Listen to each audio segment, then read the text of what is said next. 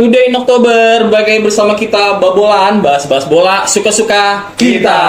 Untuk para viewers juga jangan lupa nih, buat klub bolanya yang mau dibahas langsung komen aja di kolom komentar, oke? Biar kita bisa bahas juga, biar kita bisa tahu juga apa yang mau nih. Dan kita juga pengen tahu kan di sini, menurut para pandit-pandit andalan kita, gimana nih hasil dari champion yang sangat membanggakan ini, kayak Arsenal lawan Lens, kayak MU Galatasaray.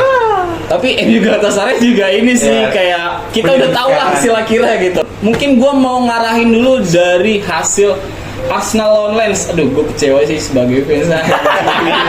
Hashtag COYG. Mungkin gue pengen dari para pandit-pandit lu, gimana nih kok bisa sih Arsenal kalah lawan Lens, itu gimana ceritanya itu? Gue nggak terlalu ngikutin Arsenal sendiri. Arsenal kalah ya wajar sih, karena dia udah berapa musim gitu kan gak masuk ke Liga Champions. Dia baru main lagi. Terlalu fans Chelsea bung dia bung. Gue lupa sih pandit ini fans Chelsea gitu. Jadi adaptasi Arsenal di Liga Champions menurut gue ya boleh lah, walaupun dengan kalah nggak beda jauh, tapi Lens juga cukup kuat sih.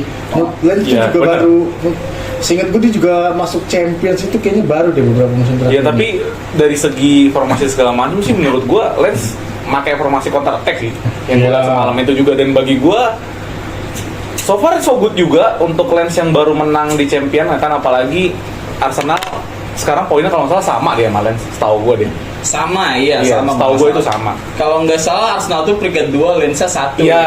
Tapi gue sih nonton sebenarnya pertandingan Arsenal lawan Lens. Di sini tuh yang mau gue ambil tuh bukan soal hasilnya aja ya, Betul. tapi lebih ke reaksi Arteta mengingat jadwal yang padat di Liga Inggris. Kayak kemarinnya Liga Inggris bisa 2 kali pertandingan dalam seminggu. Belum ada Carabao Cup lagi, FA belum kan. nanti ada FA lagi. Menurut gue tuh sangat menyayangkan. Ini menurut pandangan gue ya, lebih ke gue agak sedikit heran sih sama Arteta dengan pertandingan yang sepadat ini, tapi dia tuh masih terlalu memaksakan pemain yang itu lagi gitu.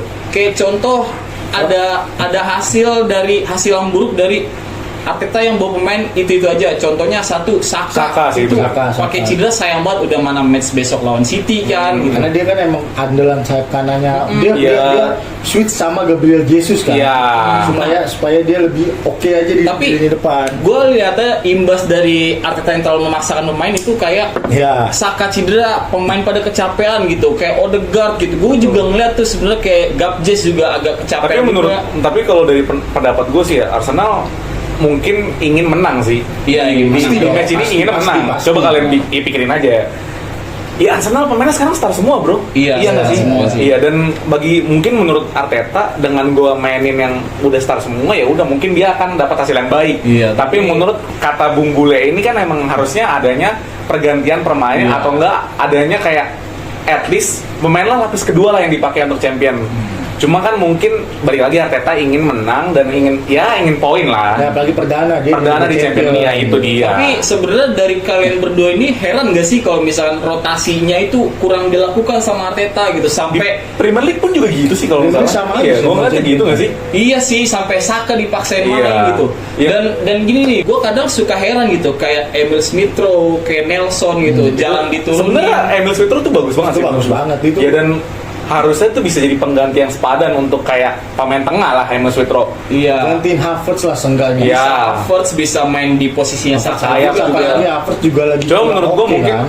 gue nggak ngerti kenapa Arteta bisa ya senapsu itu untuk poinnya. Gue ngerasanya emang siapa sih yang nggak mau pengen poin? Iya. Poin penting, apalagi ini Champions League bro. Champions League, cuy. Dan Posisi juga masih belum aman ya. Gitu. kalah juga menang. kalah mungkin pak kalah, tapi menurut gue Arsenal mainnya baik kok di situ. Mungkin Arsenal iya. bisa merebuild lagi Ya, formasinya, tag-nya dan lain-lain di champion ini. Kalau gue sih berharap ya Arsenal itu bisa kayak City gitu, mulai dari pemain inti dan cadangan itu bisa bermain sama baik gitu. Padu lah dia. Harusnya sih kayak gitu ya. Tapi di sini yang gue perhatiin gitu, Arsenal itu ketika memasukkan pemain cadangan itu mainnya kadang anjlok gitu. Contoh kita kayak kemarin lawan Spurs. Iya. Itu Jorginho bisa blunder. Gitu, tapi itu kan tanda dari kurang pede kan. Mungkin itu balik lagi Arteta sih menurut gua yang mungkin lebih percaya dengan adanya first squad itu, yang tadi kita balik lagi bintang utama kan. Ini Champions League bro. Champions beda. Ya siapa sih yang nggak mau main di Champions League, apalagi yang udah lama. Iya. Ya puasa gelar di main untuk di match di Champions League, tapi menurut gua Arteta udah punya keputusan bagus. Ya cuma match adalah match nggak sih? Dan menurut gua Air Challenge ini mainnya cukup baik lah. Ini sih, tapi kalau gue ngeliat juga pertahanan top banget, apalagi kipernya itu menurut gue MOTM kipernya itu banyak banget save krusial Bro Ari. Mungkin kalau misal Bro Ari atau Bro Arya nonton juga, wah itu kiper geger banget sih, sumpah keren banget. Dan mungkin ini semoga aja Arteta nonton ini biar jadi pelajaran kalau misalkan pemain cadangan juga butuh jam terbang supaya lebih pede gitu mainnya. Bisa beradaptasi lah sama. Iya, kita lihat aja nggak kayak terlalu demam panggung lah. ya match City deh. City kemarin lawan RB Leipzig apa? RB Leipzig. RB Leipzig. Dia memang banyakin mainin squad utama, tapi at least di babak kedua dia mainin beberapa pemain rotasi. Rotasi ya. Dan itu berguna menurut gua. At least seharusnya Arsenal juga bisa berusaha maksimalkan pemain lapis keduanya. Ya. Itu sih menurut gua gitu ya. Harus lebih kasih kepercayaan lebih sama pemain. Iya, mungkin itu sih menurut pendapat kita ya mungkin ya. Harus Jadi, ada kepercayaan lebih udah itu. Kalau gue sih nangkep kesimpulannya kayak Arteta nih terlalu nafsu gitu sampai dia mikir oh Yes. ini champion nih gitu, kita nggak boleh kayak ngasih Kalah lah. iya Atau masih pengen poin nuruninnya penuh lah gitu. iya masih kita nuruninnya second place sih gitu, pilihan second chance sih gitu, harusnya harus lebih pede harusnya bisa lebih merotasi lagi mengingat jadwal panjang Iya. gitu. Mungkin kita bisa masuk juga ke match yang lain gitu, contoh kayak Milan Dortmund nih, gimana tanggapannya Bro Arya dan Bro Ari dengan hasil seri dari Milan dan Dortmund? Ya dari kita lihat ya, Milan sekarang udah banyak pemain yang lumayan bagus ya. Adanya Christian Pulisic, Oliver Giroud, Rafael Leo, dan juga Theo dan segala macam lah. Tapi menurut gua Dortmund juga nggak kalah apik sih Iya. dengan pemain-pemain mudanya juga. Dari segi formasi segala macam, mereka permainan cukup sama. Betul nggak sih? Betul. Mereka Milan Dortmund itu punya tipikal permainan yang sama saat di Sayap dan build up. Champions League. Ya. Mereka main sayap, dia ngandelin dua striker mereka itu Giroud sama Fulkrug yang notabene mereka pemain tinggi kan. Yes, benar banget. Jadi mereka lebih main ke long ball dan overlap aja. Jadi untuk lebih jarang mereka nusuk ke dalam. Dan kemarin yang gue tonton di match itu sih jujur banget ya, kemarin itu pemainnya sih menurut gue udah cukup ngelakukan yang terbaik sih. Tapi ya bola tetap bundar lah bro. Di situ hasilnya ya begitu, tetap draw. Nggak ketebak ya. Nggak ketebak. Apalagi di grup klasmen Liga Champions yang Milan Dortmund itu kan grup neraka. Yes, bener banget Grup sih. neraka, grup yang memang orang-orang nggak bisa milih nih siapa walaupun ekspektasi mereka ke PSG. Iya, of course. Ya kalau itu ntar dulu ya guys ya, PSG ntar dulu nih. Gitu. Tapi kalau gue juga memandangnya gini sih, ini adalah salah satu sebuah kerugian dari Dortmund itu sendiri. Pertama, kenapa gue bisa bilang gitu ya? Dia itu di match pas lawan PSG kalah. Betul. Kedua, Ya, pas di kandang sendiri, Draw. dia draw gitu. Jadi menurut gue hasilnya kurang maksimal. Apalagi kan ini grup neraka ya bro. Betul. Ya. Ini kan grup neraka ya. Harusnya Dortmund ini bisa memaksimalkan At least menang lah tiga gitu poin. ya. At least menang lah gitu. Karena kalau Dortmund seri terus atau Milan seri terus itu kemungkinan besar dia nggak akan lolos. Iya. PSG 16 juga ya yang kita lihat tadi, Ya. yang kita mau bahas tadi tuh. Ya mungkin sebelum lompat ke PSG, gue lebih ke ini sih yang sangat disayangkan itu kenapa Dortmund nggak bisa menang di kandang sendiri gitu, karena ini grup neraka cuy. Ini grup neraka ya, dan kemungkinan kecil menurut gue Dortmund itu paling kecil sih lolosnya, iya nggak sih? Betul juga. Apalagi Jadi itu tinggal banyak beberapa pemain pentingnya kan. Iya, Iya, benar. benar. Salah satunya juga itu juga sih. Tapi menurut gua kemarin tuh match emang kinda boring sih menurut gua. Iya. Boring. Iya, agak boring sih menurut gua. Tapi ya, boring ya. ya Italia tetaplah Italia, Jerman Iya. tetaplah Jerman. Ya dengan pola serangan yang hampir sama, kayak Pulisic atau misalnya Giroud dan Fulkrug dan Karim Adeyemi juga kemarin main kan. Dan menurut gua ya itu cukup apa ya, kelihatannya lebih bagus lah. Cuma harusnya bisa menang yang dibilang Harusnya tadi bisa Bule menang. tadi gitu. Iya, supaya bisa memaksimalkan lolos lah minimal Nah, at least peringkat lolos kedua lah, lah ya betul. gitu. Kalau misalnya masuk ya Liga Malam Jumat lagi gitu. Ya jangan lah, masa targetnya Liga Malam Jumat gitu, mau reuni sama Liverpool gitu. Kan? You'll never gone. Liverpool aja itu di Liga Malam Jumatnya udah malu banget Udah gitu, malu pasti. gitu kan. Apalagi banyak cuitan juga di Iya. sosmed gitu yang ngomong ini kayak klub Liga Inggris sekarang ini kayak kurang nampol gitu Iya, di Champion. iya, iya. Masa yang main bukan Liverpool, cuma gimana Liverpoolnya aja sendiri kan Iya, bisa masuk ke betul. Champion gitu, dipantatin sama MU. Meskipun emang MU-nya juga Mampu. lagi kalah 7-0 sebelumnya.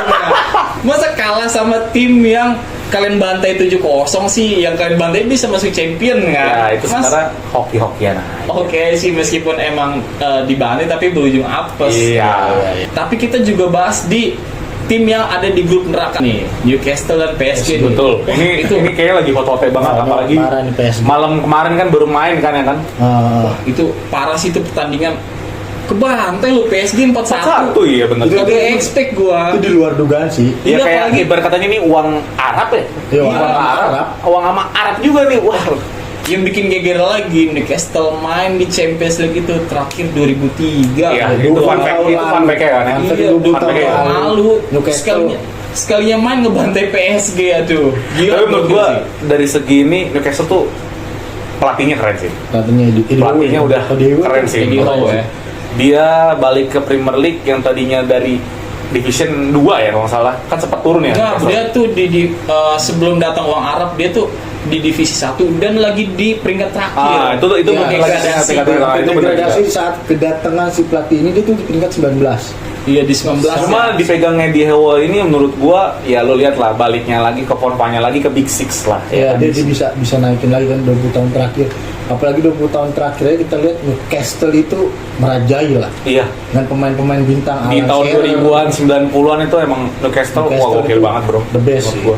Nah, mungkin emang dia di 90-an emang top banget sih Newcastle dengan adanya Alan Shearer gitu. Iya. Habis itu juga pas 2000-an awal juga sempat ada Michael Owen, Oh iya, gitu kan, betul. Paul Robinson, Banyak juga. pemain Wah, player Santiago Munes. itu legend, itu legend. Legend itu. Yang main di Madrid tuh ngalahin Arsenal di Champions Santiago Munes. Saking susahnya nyari legend sampai Santiago Munes jadi legend Newcastle. Gitu. Tapi maksud gua Newcastle better lah daripada ya gua nggak expect dia bakal ngelawan PSG. Ya. Siapa sih yang bakal Newcastle expect? itu kuda hitam. Iya, dan Itu udah hitam begini. Eddie Howe keren banget udah ngebawa timnya menang bisa lawan PSG sih.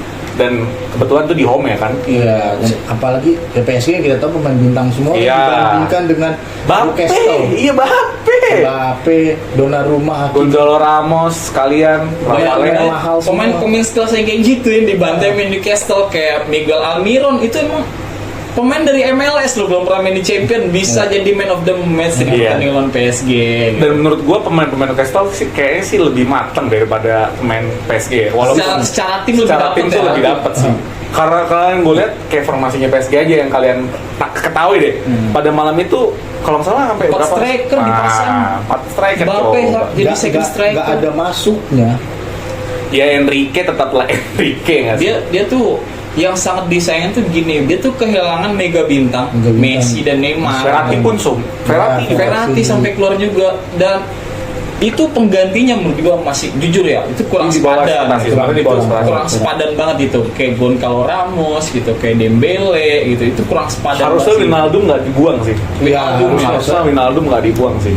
itu tuh sayangnya ya itu PSG kekurangan pemain Pemain berpengalaman Iya. dibanding Pemain- emang oke ada Donnarumma, Mbappe, Hakimi gitu cuman menurut gua masih kekurangan sih. Itu menurut gue pemain semua star sih. Star. Ya young star lah, gue bilang pemain Young muda star, yang ya. benar-benar ya lu bayangin aja kayak Gonzalo Ramos dibeli berapa, berarti Barcola dibeli berapa, Ousmane Dembele dibeli berapa.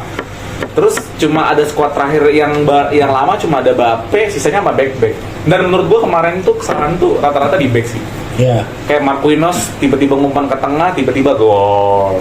Banyak Kayak yang Milan bebas, Skriniar gue juga itu sih kagak expect kok permainannya gitu ya. Padahal banyak Inter kemarin Inter itu gigil. banyak keren banget itu sebenarnya. banyak nih fun fact-nya juga yang gue perhatiin ya itu gol banyak dari posisinya Milan Celah. Skriniar Yes, gitu. dan celah Kanan celah semua. iya benar, celah kanan semua. Iya. Dan bagi gua sebenarnya ini sih gua nggak bisa nyalain Donnarumma sih.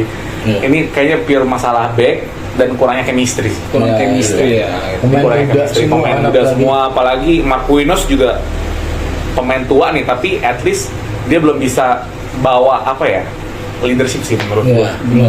Belum sih. Mungkin kalau misal prediksi grup neraka ini kalau misal menurut kalian berdua nih dari 1 sampai 4 itu siapa aja dari peringkat 1 siapa 2 3 4 siapa? Menurut gue PSG masih bisa lolos kalau dia tetap konsisten melawan Milan masih bisa menang. Lawan Milan menang sama Dortmund bisa menang.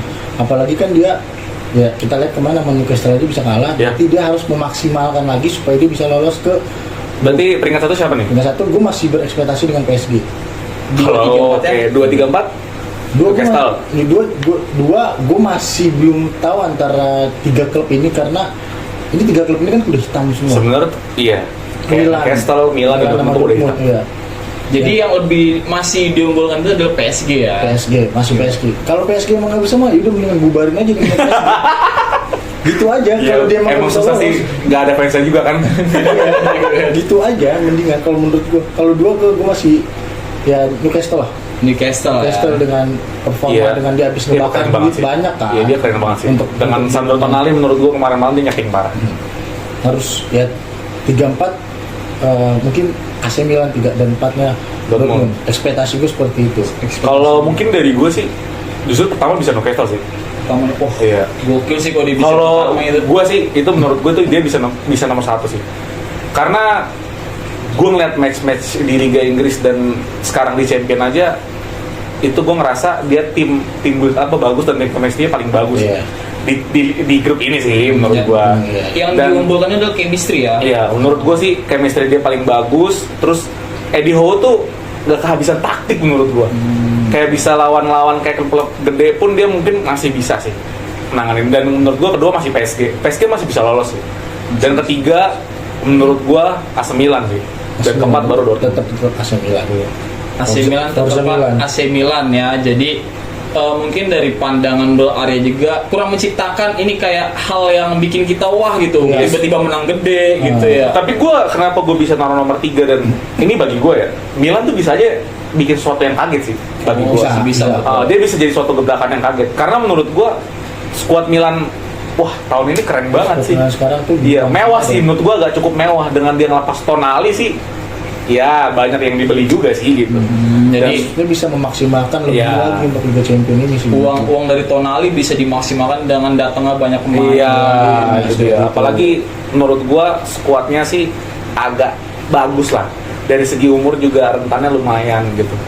Kalau Dortmund sih menurut gua karena ini klub sebenarnya tahun lalu sih dia keren banget sih. Gua ngerasa dia keren Juara banget ya, loh. hampir juara. Dengan ini kan baliknya lagi Sebastian Haller setelah cedera kan. Iya. Ini mungkin Dortmund lagi pengen balikin gimana caranya nyeting dengan Sebastian Haller dan kalau 10 Krug deh yang baru dia beli. Tapi terlalu banyak eksperimen sih Dortmund. Jadi gue nggak berekspektasi banyak sih dulu.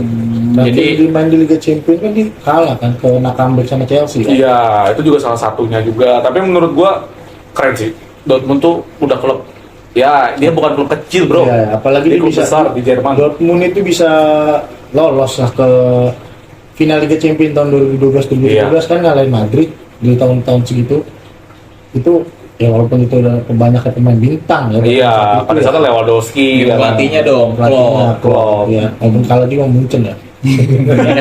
Ya mungkin intinya adalah banyak yang mengatakan bahwa Dortmund dan Milan ini kagak lolos ya. Iya, Bisa jadi. Kalau dari gue sih, gue setuju dengan pendapat lu sih kalau Newcastle itu tim yang chemistry kuat gitu dan bisa di peringkat 1. Gue jujur sih, gue aja jujur sampai sekarang itu Newcastle bisa menang 4-1 aja. Wah itu di luar ekspektasi. Itu di luar ekspektasi. Kaget gue baru bangun tidur gue Lihat gol dari Milan dari tengah aja. Iya, wah, golin golnya gitu. gila. Kepleset aja golin. Iya, itu Kepleset. gokil sih menurut Iya, gue. Kepleset aja golin tuh. Stabil Kayak gitu kan. Milan tuh yang dimirip-miripin sama Raditya Dika tuh. Dan kalau masalah golnya siapa? Yang Longstaff. Milan Skriniar Longstaff itu, Oh, ya, itu tuh Longstaff. kenapa tadi kita bahas Milan Skriniar tuh masa lu nutup bola aja Iya, 2 kali enggak? untuk bola pun salah dia. Iya dan itu itu pure kesalahan back sih menurut gua.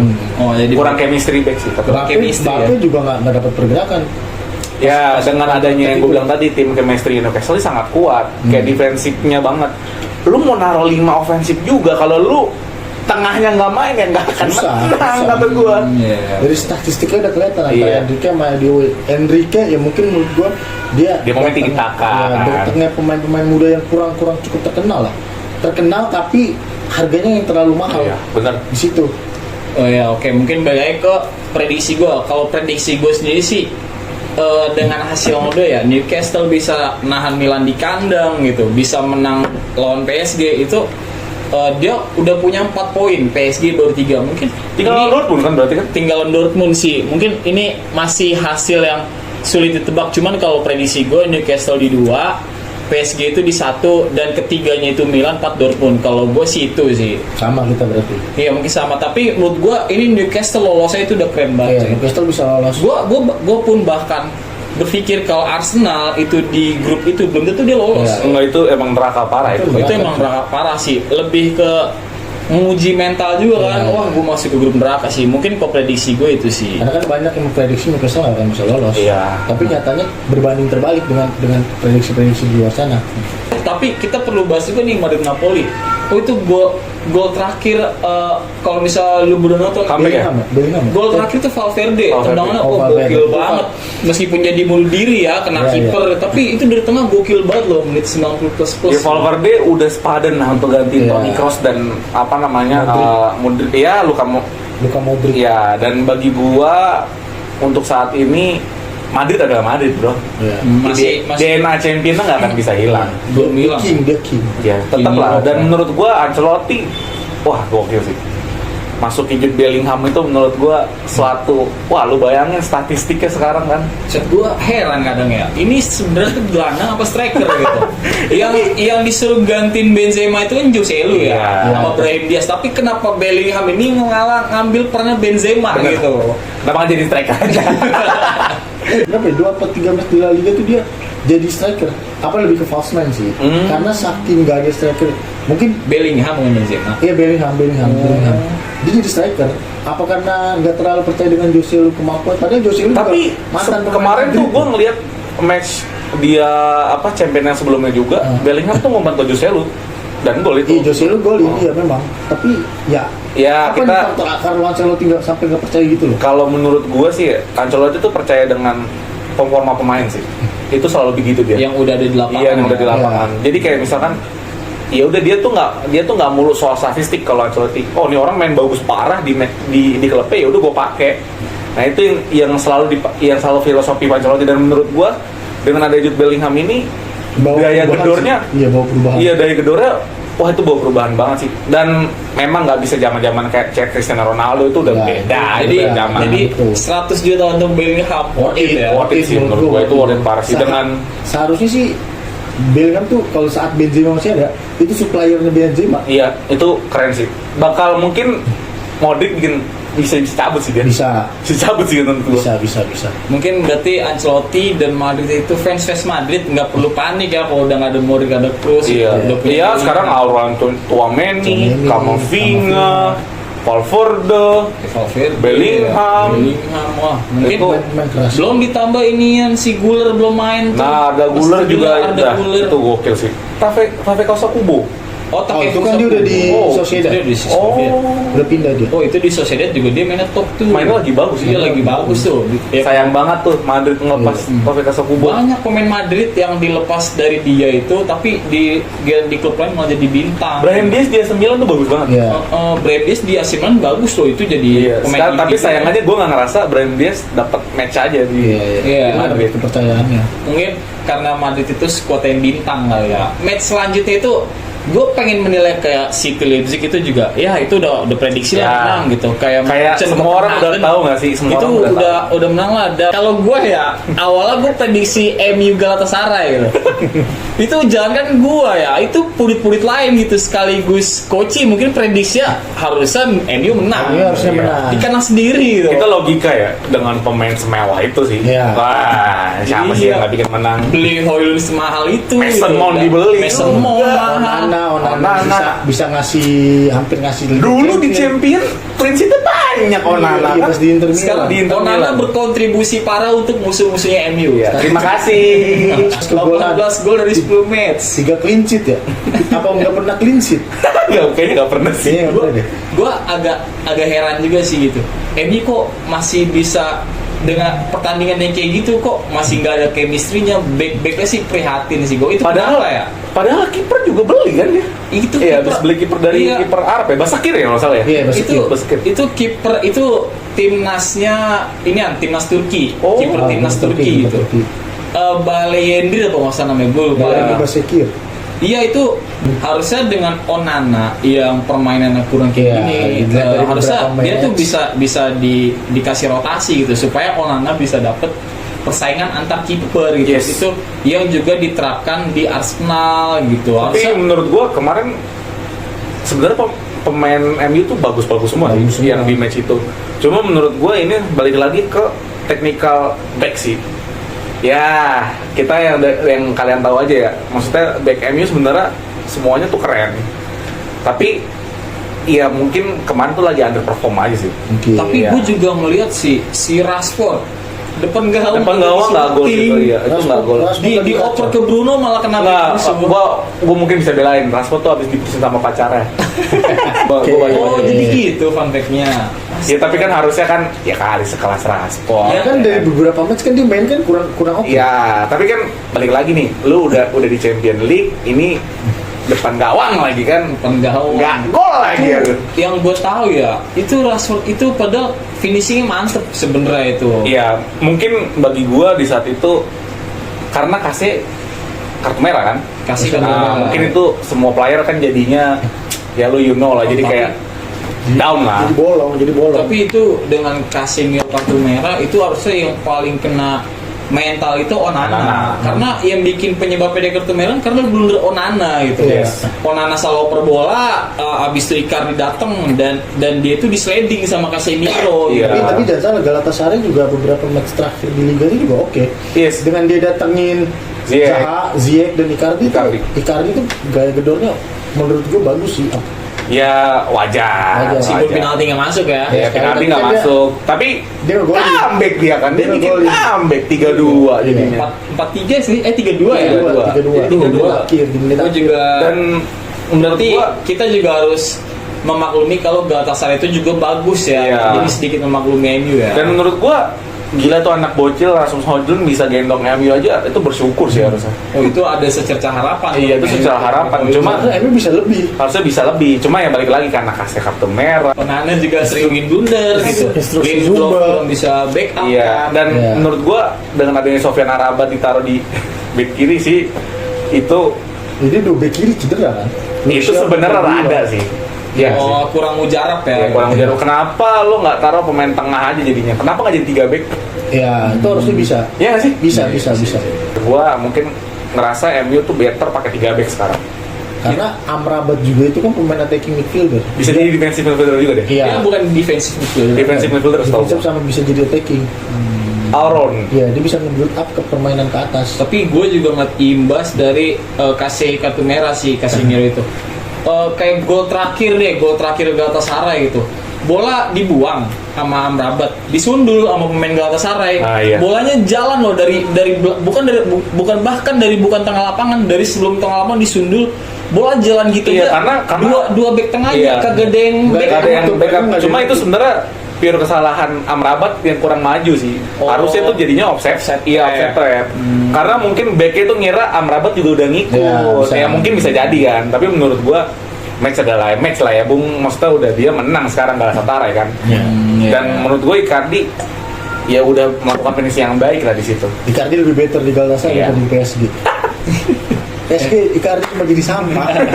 Sumpah, Icardi di PSG cuma jadi sampah. Di sini baru nemu performa lagi. Baru ya. Dan menurut gue Galatasaray itu salah satu underdog juga sih. Underdog juga ya, underdog yang bisa memberikan hasil yang di luar nurul lagi. Iya. Untuk para viewers juga jangan lupa nih, buat klub bolanya yang mau dibahas langsung komen aja di kolom komentar, oke? Komen, Biar komen, kita komen. bisa bahas juga, biar kita bisa tahu juga apa yang viewers semuanya mau nih.